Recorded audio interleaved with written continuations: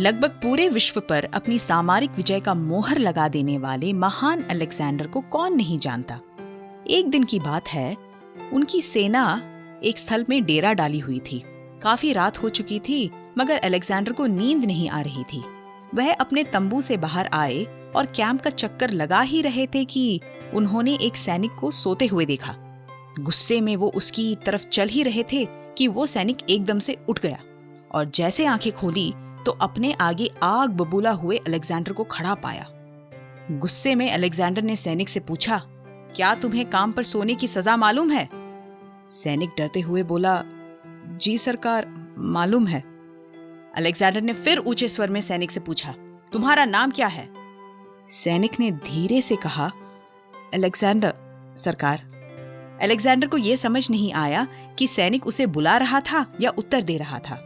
और भी तीव्र स्वर में उसने उससे पूछा, जोर से कहो सैनिक, तुम्हारा नाम क्या है? अपने स्वर को ऊंचा कर पर डरते डरते उसने कहा, मेरा नाम अलेक्जेंडर है सरकार। अलेक्जेंडर ने गुस्से से उसकी ओर देखा और कहा, या तो तुम अपना नाम बदलो या अपना बर्ताव।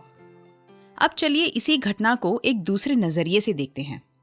हम में से काफी अपने आप को मसीही या क्रिश्चियंस कहते हैं, मगर क्या हम वाकई प्रभु के गुणों और उनके चरित्र की परछाई हैं? क्या हम में मसीह के प्रेम और सांत्वना दिखाई देती हैं? क्या हमारे उपदेश और चाल चलन एक समान है? हम अपने आप को विश्वासी तभी कह सकते हैं जब हम में खुद प्रभु यीशु मसीह झलकते हैं। तो आइए कोशिश करते हैं कि अब से हम अपने प्रभु का नाम केवल अपने दिल तक सीमित ना रखकर अपने बोलचाल और अपनी पूरी जिंदगी से दर्शाएं।